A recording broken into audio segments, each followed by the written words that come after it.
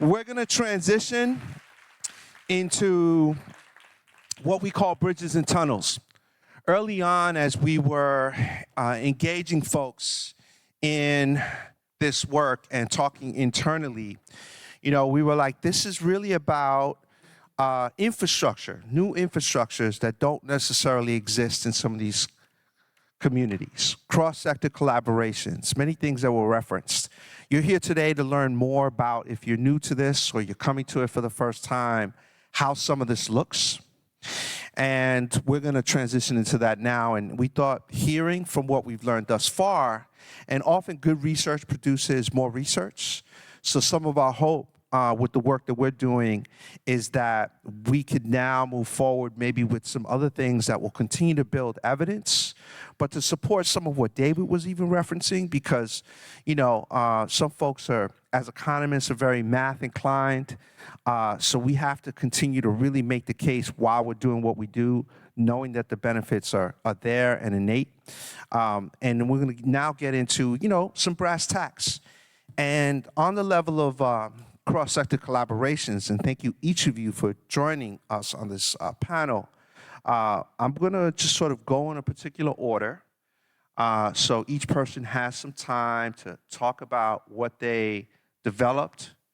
We're going to sort of end this section with Martine as our director, talking about some of the aspirations and ideas that we have here in Dallas, so those of you here can hear that. And then we're going to sort of double back into a conversation and look to, end this session on time, because we have lunch after this. And I'm grateful that you all are taking the breaks that you need to grab water, to use the bathroom, because this is a lot of information. And, we've been moving through it this morning. So thank you for taking care of yourselves and your own needs. So hello. Hi. Is it still morning time? Yes, good morning. Yes, I'm going to ask, we're going to start with Dr. Meida McNeal on the end. Your mic will just go on, Meida. Okay. They got you in the back. It's all good. We have sort of distinct examples. Dr. Meida McNeal is the Deputy Director of Chicago's Department of Cultural Affairs and Special Events, so the equivalent to the Office of Arts and Culture. When we first approached Dr. Meida McNeal, we approached her as an individual artist, because he's also a theater maker who runs a company called Honeypot in Chicago.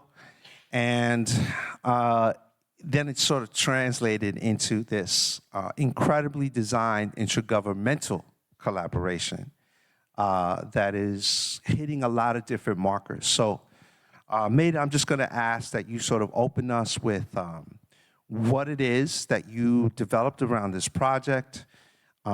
Talk about the partnerships that you were able to forge internally, and just sort of like the P's and Q's of the project, and then we'll go down.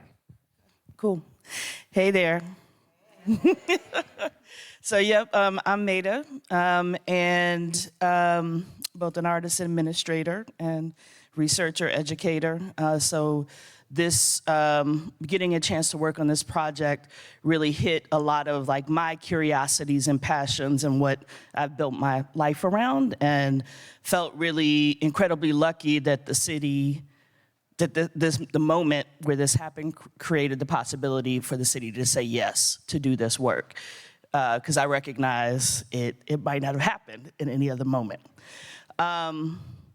So the program, or the initiative, was originally called the Chicago Arts and Health Pilot for Creative Workers.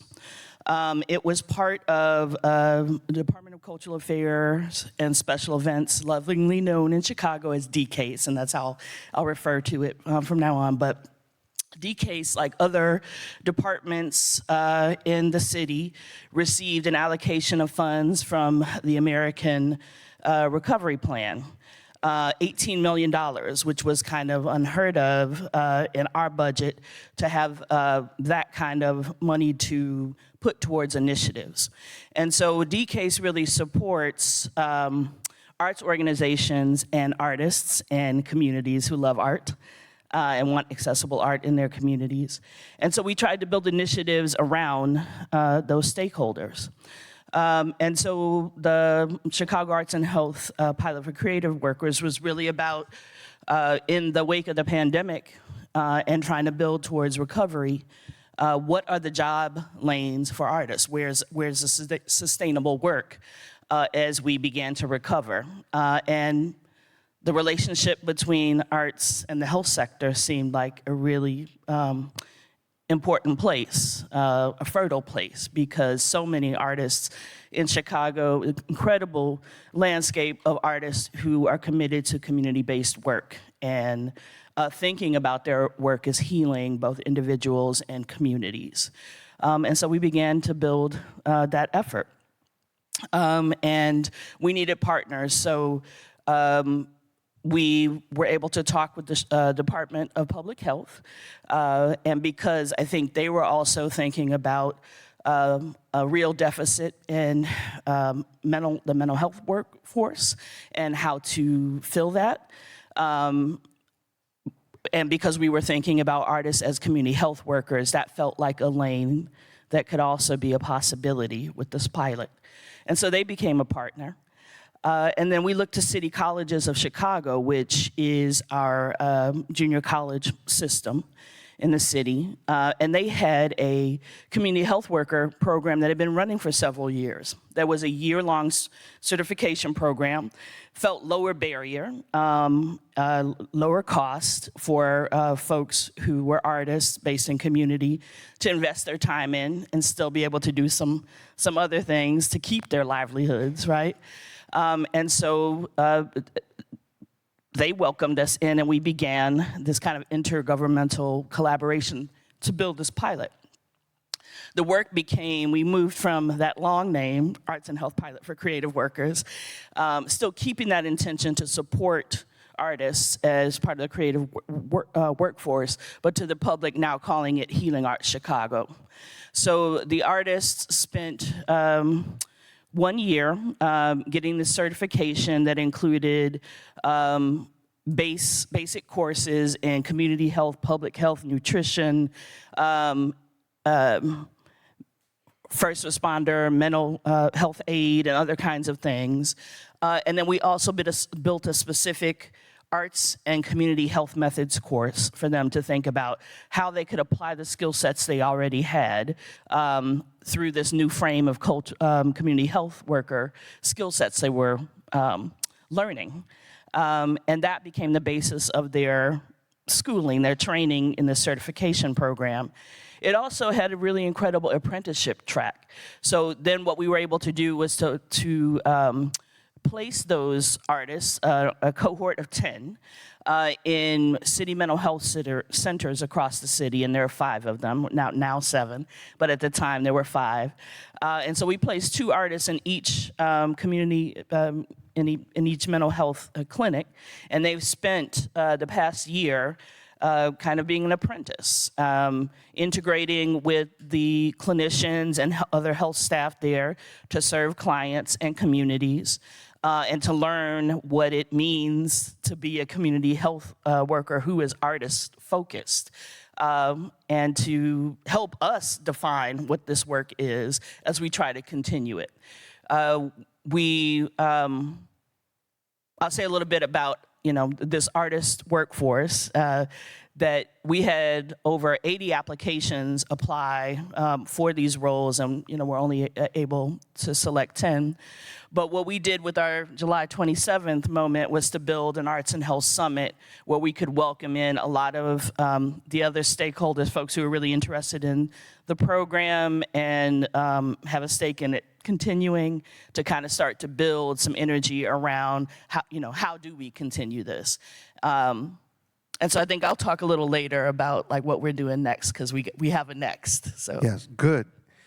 Just a quick follow-up question, because this is something I heard when Michael and I visited you all in Chicago, and we were at Malcolm X College with your counterparts inside the college who worked with you. Were there amendments to the community health worker program to meet the artists where they were and the timeline to get them on site?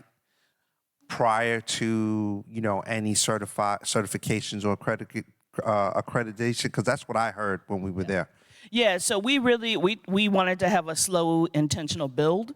So the artists actually they started their fall semester in the training of the certification program, but they were able to choose like how many courses they were gonna take. So you could do all 6 in one semester. You could spread it out over 2 semesters. You could customize it.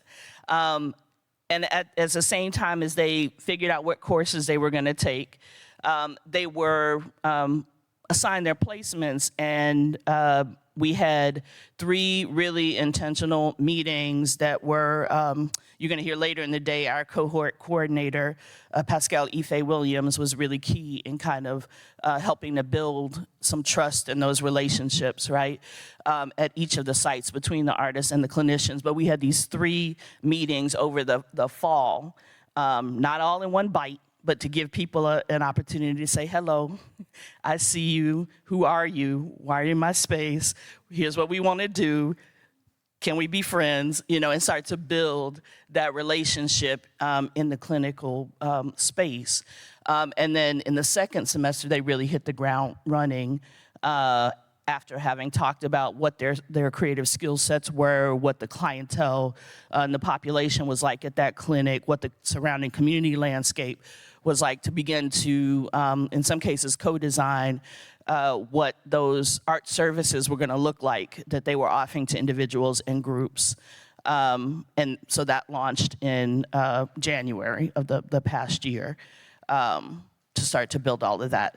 But they had the same courses as everyone else in the community health worker certification program, except for this one intentional arts and community health methods course that was really all about, okay, you're getting all of this knowledge about what a community health worker is and what the foundations are for this field.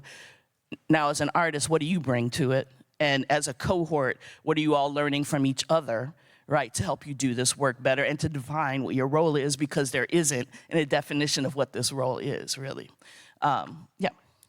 Thank you, Meida, and thank you for just unpacking that, because it really underscores the nature of collaboration and sort of the amendments you make along the way.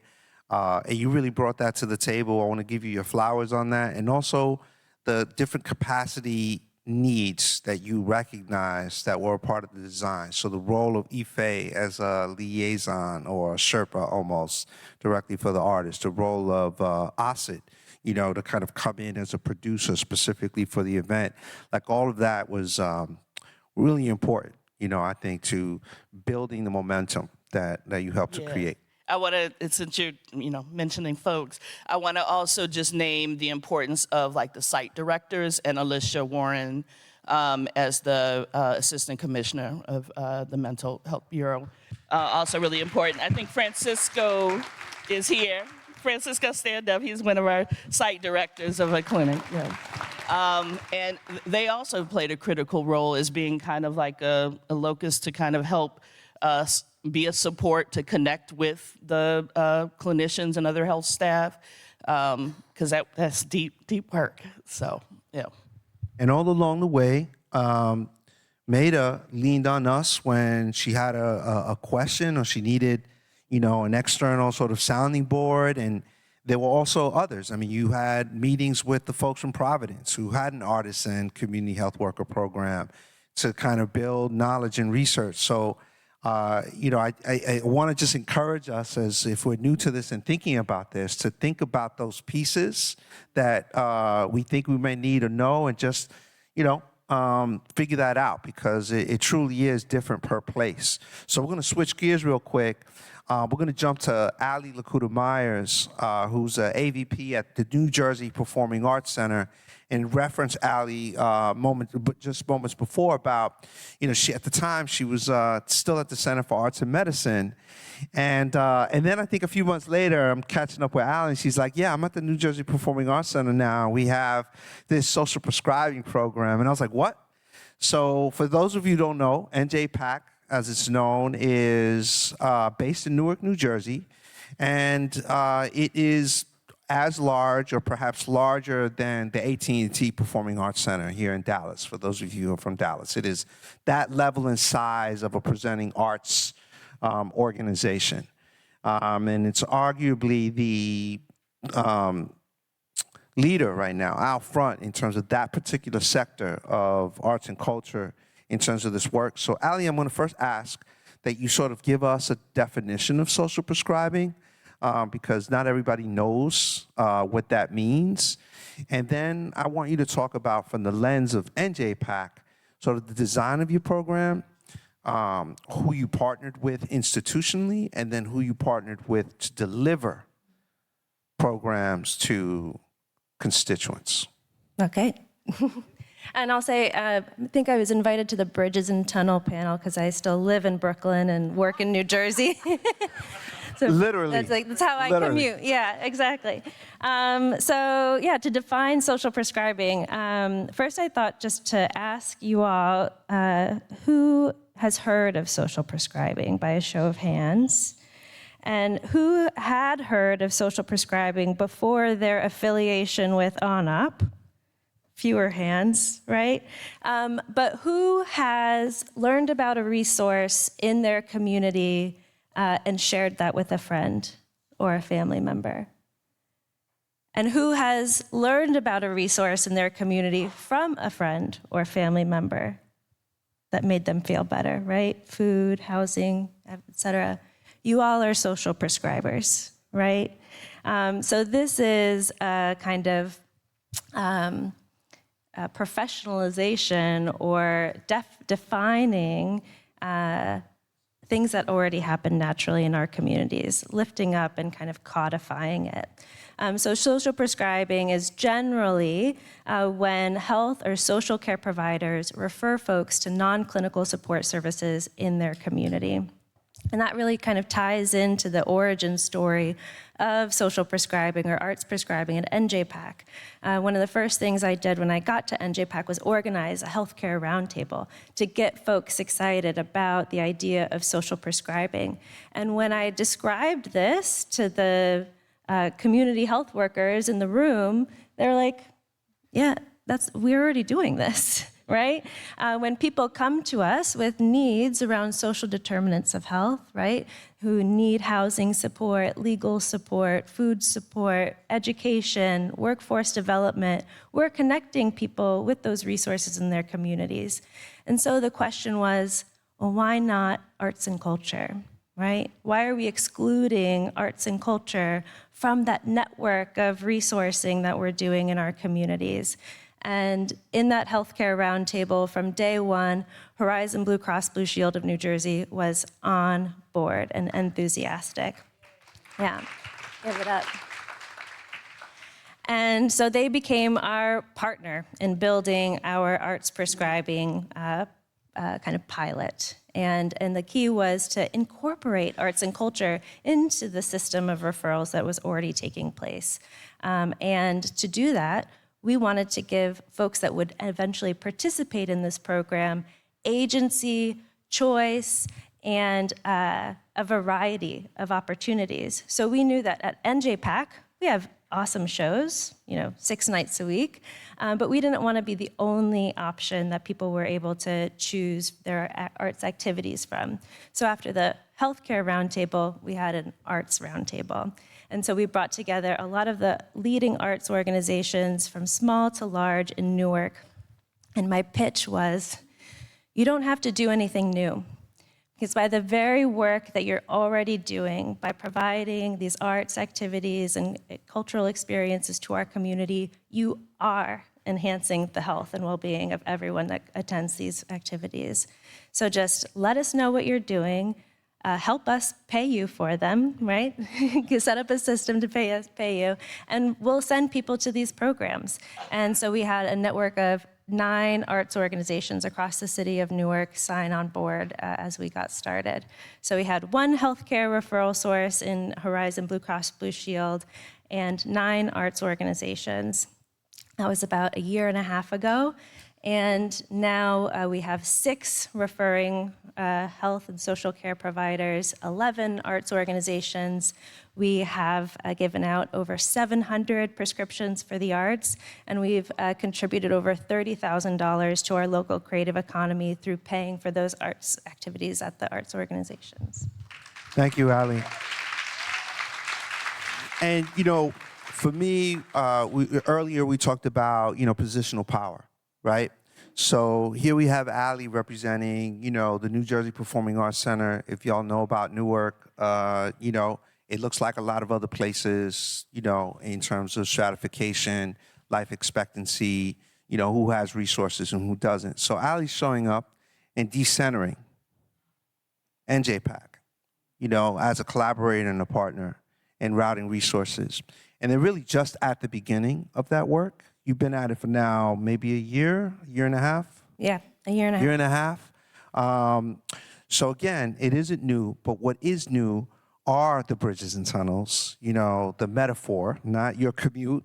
And, the importance of creating these connections that didn't necessarily exist, and the pipeline for both the resource of the activities and the work and what people are already doing, and the money to pay those artists and to pay those organizations to do that work. That was really important to us from day one. We consider ourselves an anchor cultural institution, and with that, comes a responsibility of helping our arts ecosystem in Newark.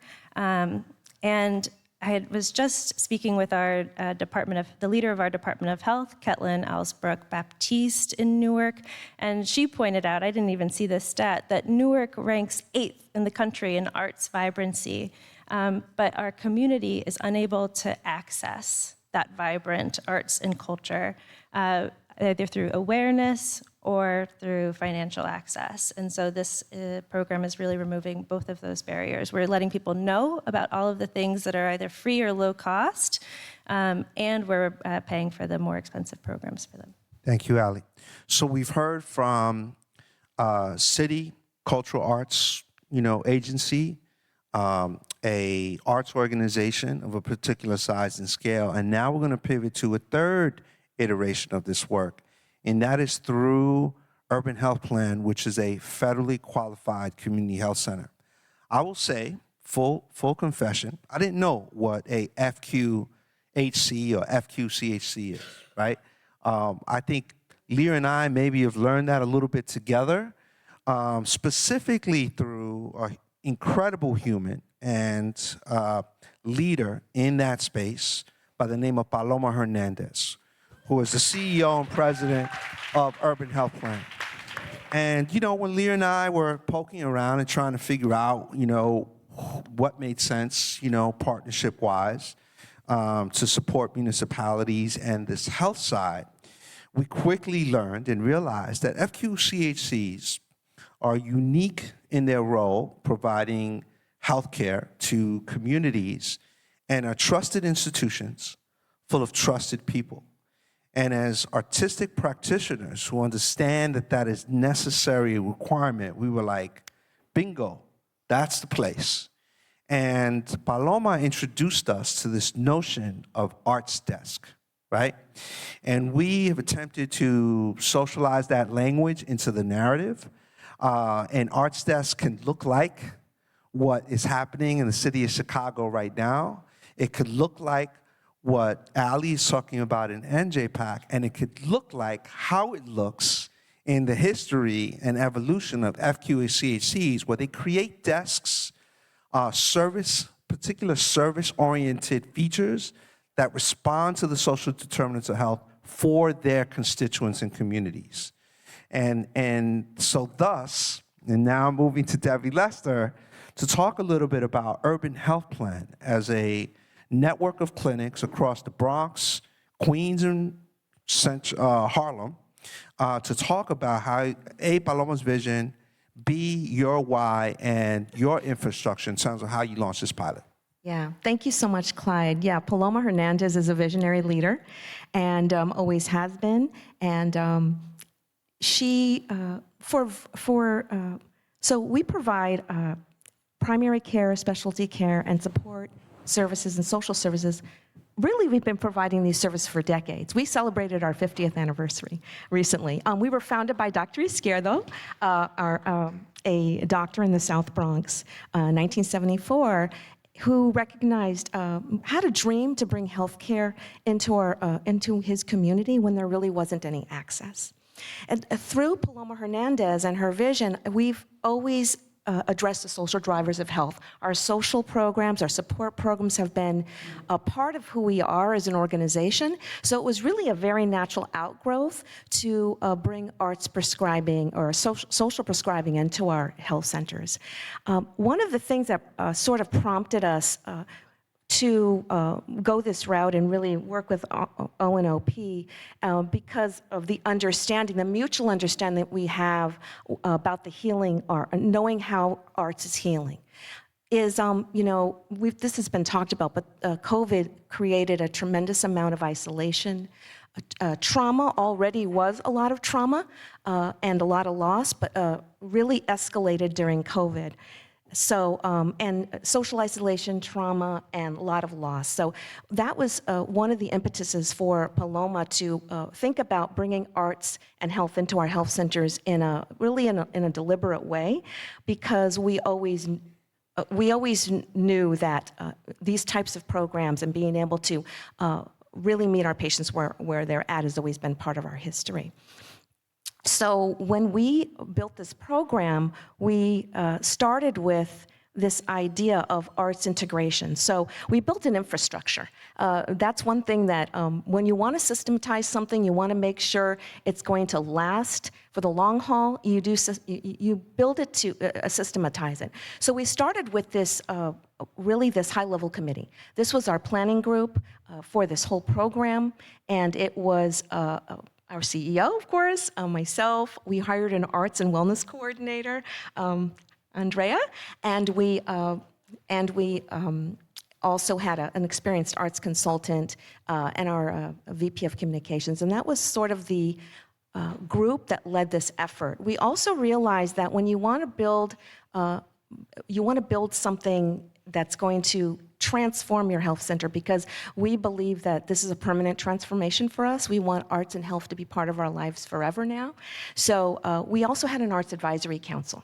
So that was an interdisciplinary group of high-level, clinicians, operational leaders, executive leaders that came together, and really we wanted to have champions throughout our health centers. We have 12 health centers. We have health centers in South Bronx, Corona, Queens, and Harlem. We have 12 school-based health clinics. We have a mental health center. So that was part of our strategy to make sure that we would be able to really carry out this work moving forward. We wanted to bring arts into our health centers. One of the things we really learned was that for our patients to become familiar and really experience the arts, we really learned we need to bring it to them. So we ended up partnering with artists and arts institutions to come into our health centers and do workshops, so our patients were actually engaging in making art. They were experiencing art and performances, and we also brought our staff into it. So our staff we have arts workshops and classes for our staff, and we have tickets to arts events. So the idea behind that was that, it's a benefit for the staff. We all know that arts is very powerful for healing. And we also know that if our staff could experience that, it would be a sort of a natural thing for them to encourage our patients to attend these arts events. In addition, we did integrate a social prescribing program, and our providers are referring our patients to the arts. They're making prescriptions for the arts inside of our electronic health record. And thank you. And it was something that, when we spoke to our providers about it, it wasn't a hard sell. They already knew instinctively that the arts is healing and would be healing for our patients, and they knew it for themselves, because I think we all know this. So it wasn't hard to get them to make the prescriptions. A little bit challenging sometimes to get it into their workflow, but that just requires a lot of reinforcement. But it was really a very natural progression for us. In addition, one of the things we really wanted to do was we wanted to transform our health centers. To, when you walk into our health centers, to be able to see local artists work on the walls, their artwork on the walls, patients' artwork on the walls. Really going back to this idea that we really wanted to bring joy, some joy and some level of healing back to our patients. So that was one of our goals. One of our goals is to transform our health centers. For us, as Clyde said and everybody said, this isn't new. This is work that we've done, but being able to partner with artists and being able to bring them in is really something that is pretty new to the health world. I don't think there's that many people doing it. So, in addition, we were very lucky to be able to, very pleased and to have a new NEA award, a new grantee of the National Endowment for the Arts. So we're going to be able to spread our arts programming that is inside of our health centers to 2 additional health centers. We're going to be able to further expand our social prescribing program, and this is for us. This is not going to stop. We are 1,000% committed to keeping it going. We know that this is the next step. When you think about the limitations, so another why for us is when you think about the limitations of our current system in being able to really help people with their health and mental health, there's limited resources. Like you think about mental health nationally, there's limited resources. There's never really going to be enough resources. So how do you take what's already here, what's already been done for aeons, and bring it in and use it to really heal our communities and help them with their health, their mental health?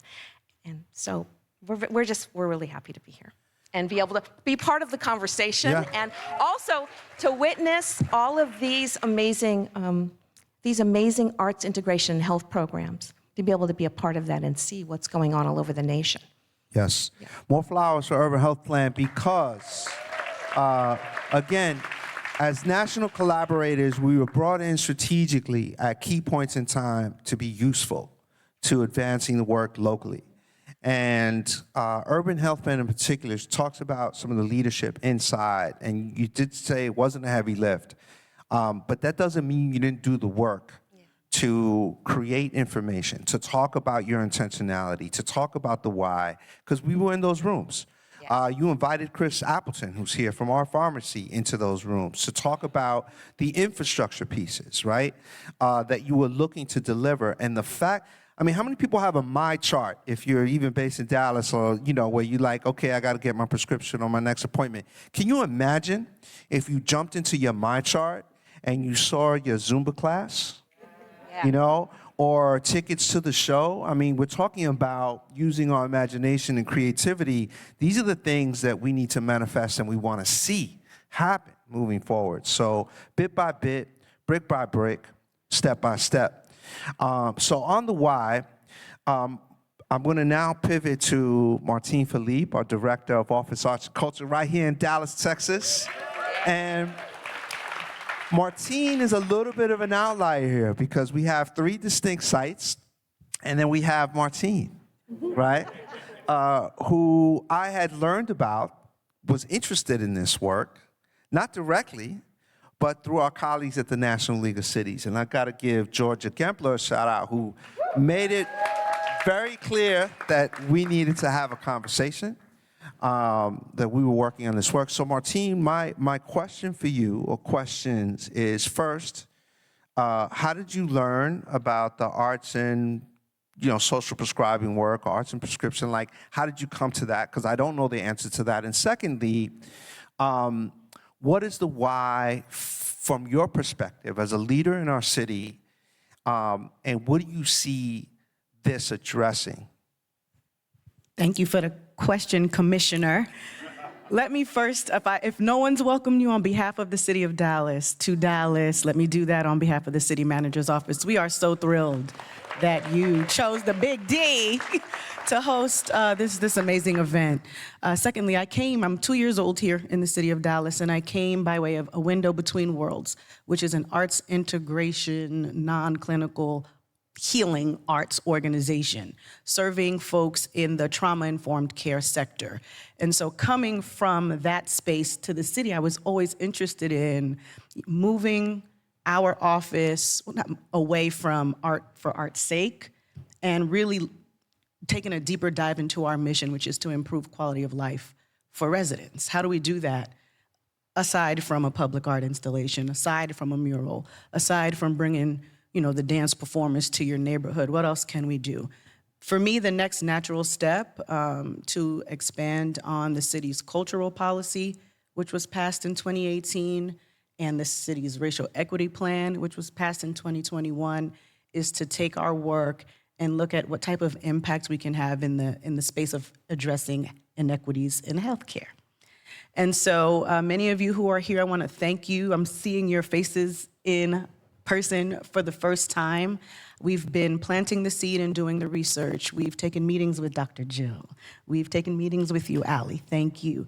And several other folks. You mentioned Georgia from NLC, and of course, it's just perfect timing. We work in our office under the advisement of an 18-member Arts and Culture Advisory Commission. Shout out to the commissioners who are here in attendance. But for me, by the grace of God, we landed Commissioner Valentín, who is now helping us champion this effort to ensure that in the coming fiscal year, we can roll out the pilots that we have been researching and working to build the partnerships that we need to have. So to answer the why, it has a lot to do with innovating on that mission, ensuring that we're making as deep of an impact as we can, not only for visitors, which is, we focus on visitors such as yourselves and want to make sure that you come and have a wonderful experience in the cultural arts sector, but really specifically for our residents that are here. How are we simply improving their quality of life if we're not addressing their wellness and well-being? Thank you, Martine. I'm on the hook for a lot of work right now, just so you know.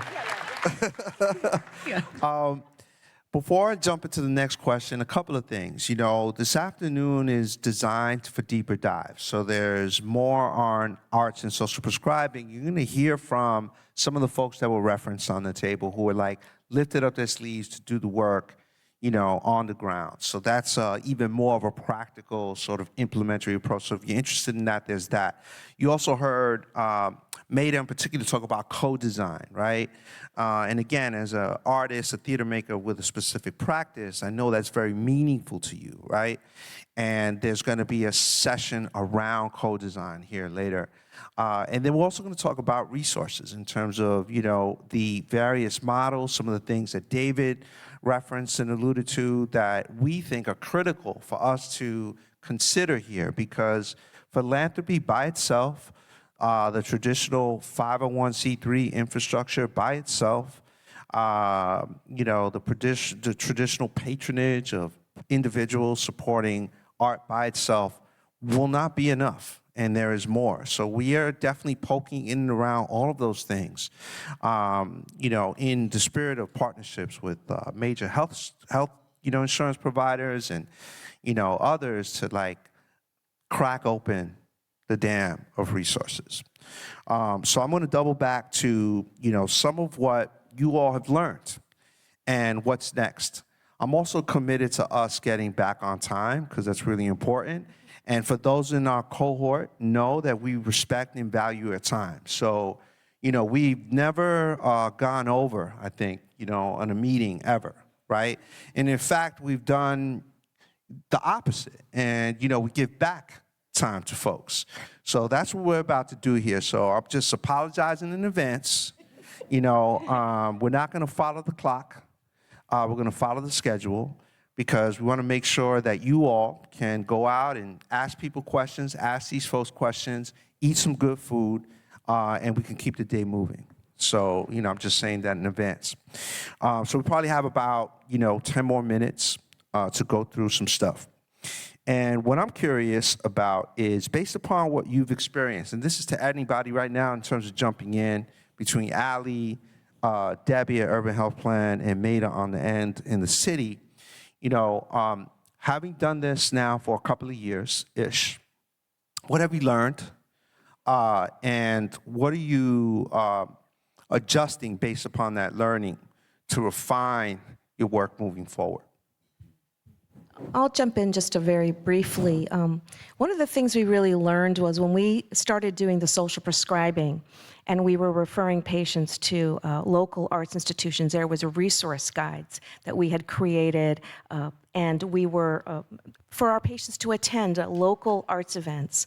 One of the things we really learned was it really was, for many of our patients, it was very unfamiliar for them to actually go to a local art museum or a performance, and that we really needed to let it become more familiar to them. So we did a few things. One of the things is we really pivoted very quickly when we realized this to bring artists inside of our walls, because we wanted them to have lots of exposure. Dr. Sankey talked about doses of art, and I just loved it. And by the way, that research was the first time I heard the whole thing, so I was extremely excited to hear it all. But we want to make sure our patients get a lot of exposure by having it in our health centers ongoing. And that was a real learning experience for us, because initially we didn't know it was going to go in that direction. Thank you. Thank you. Meida, would you like to go next? Sure. So I think, just doubling down on that the things that we learned as process-driven artists we apply those in this setting as well, right? That it takes a lot of time and space together and constant iteration and being adaptive and responding to the needs as they're coming as we're learning more, as we build out the pilot.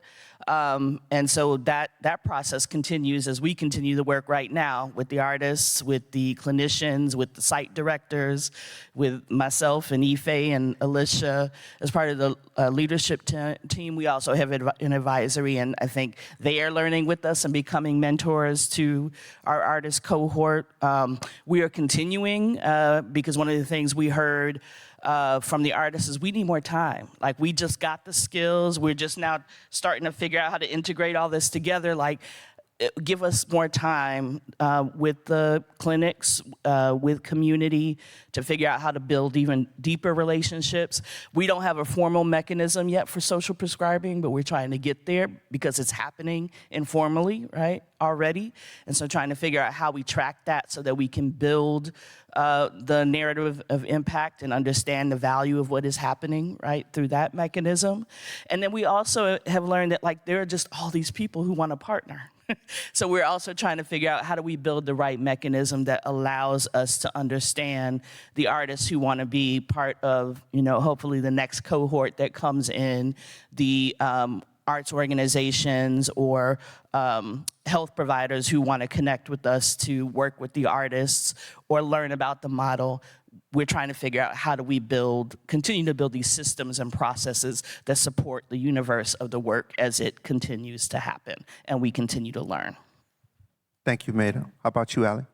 Yeah, I feel like always say, start small and with your most enthusiastic partners. We got some strong feedback, from partnering with Horizon at first, that, programs like this need to be accessible to folks who are and underinsured. And we said, yes. And we've got a really good partner to start with. And now we have 2 FQHCs that are referring folks into the program. And it doesn't matter your insurance status. And you could have any insurance or no insurance, and you can still be a part of this. But we had to start somewhere, right? And kind of develop a process. And just like to reiterate a lot of what has been already said, but to listen to the community, hear their needs. We have, our Arts Rex connector is having conversations with the participants every day. And so, what people get is 6 activities. And when we started out, we were saying 6 activities, once per month for 6 months. That sounded good to us. And our participants said, that doesn't sound good to us. I want to do 2 this month, and I'm going to be out of town next month, and I'm coming back, and now, you're having Boys to Men? I want to go to that show, even though I went to the glassblowing class last week. So now it's 6 activities whenever you want, within 6 months, So to be able to be responsive to those needs, I think, is important. That's so great, Allie. Thank you for saying that. And to the best of your Sustainability Director Martine, Philippe, please, what do you think is next for you all in terms of how this becomes realized in Dallas? Well, I'm really excited to talk about what we are baking. We have the opportunity to embark on 3 different pilot programs. One that's external facing. The city is already in partnership with Baylor Scott and White Healthcare System. They partnered with our Parks Department to place wellness centers in equity priority areas, which are specific zip codes that have been identified in our racial equity plan. And we intend to do an overlay of social prescribing programs at those wellness centers. So part of what's baking is that we need to formalize our relationship with Art Pharmacy. So we're really grateful that Chris Appleton is here. If you know anything about city staff, we don't have the capacity for all things. And so despite what folks believe. So it takes that type of village, and we're really grateful for the expertise that Chris has and the way that he has served communities across the nation in the vein that we need in that regard. Internally, our insurance provider, Blue Cross Blue Shield, is interested in rolling out an arts and health incentive-based program for City of Dallas employees.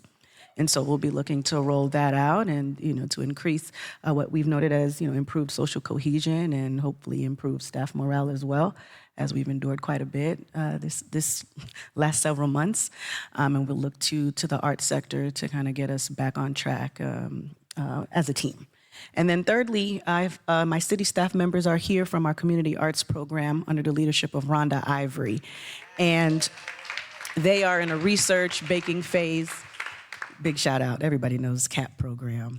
And if you don't, our community arts program essentially ensures that, rooted in our mission, we are reaching all corners of this very large city, addressing arts deserts, if you will, and ensuring that folks don't have to worry about a barrier to access positive experiences with the arts. We ensure that the artists' work are underwritten by our office, and they do what they do in the street all over the city.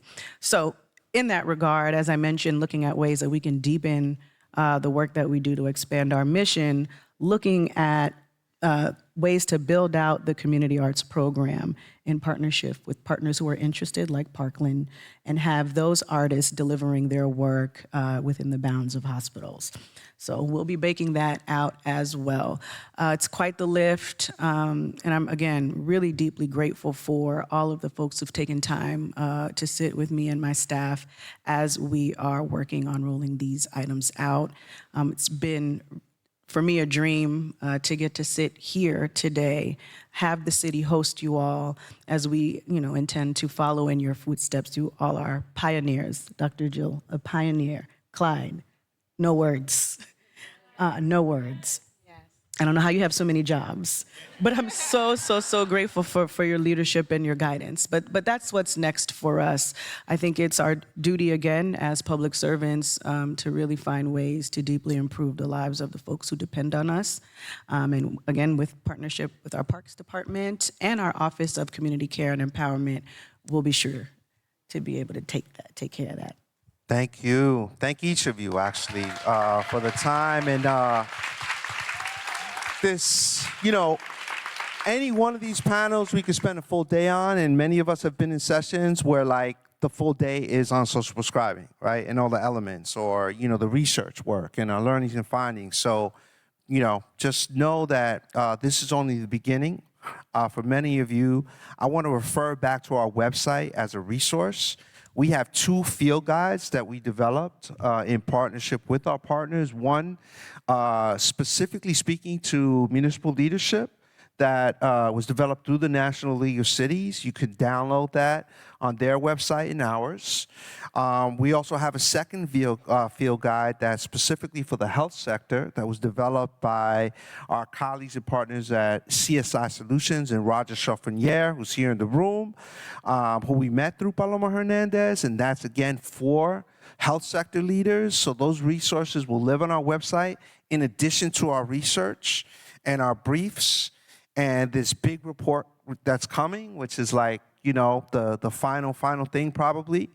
And our website will be up well beyond our sunset as a project, because it is to invoke what Nataki said earlier, an archive, a living archive. So it will be there to be used and to be leveraged moving forward. In closing, for this morning session, we're going to pivot into lunch. We have these breakout deeper dive sessions after lunch. There's enough time to do some networking and parlaying. The lunch is on the other side of this wall, and you can come back here and eat. We're trying to make everything very easy, so you don't have to go anywhere, go too far. You can step outside. We can get out of this room for a little while. And including the music concert, which is here in this room later tonight from 8 to 10. So if you can, stick with us because, this is a marathon and not a sprint. All right? So with that, thank you for joining us. Our live stream HowlRound TV folks, thanks for joining us. This is the end of your program. And, jump into questions and learning more. Thanks again. Do we take the mics back?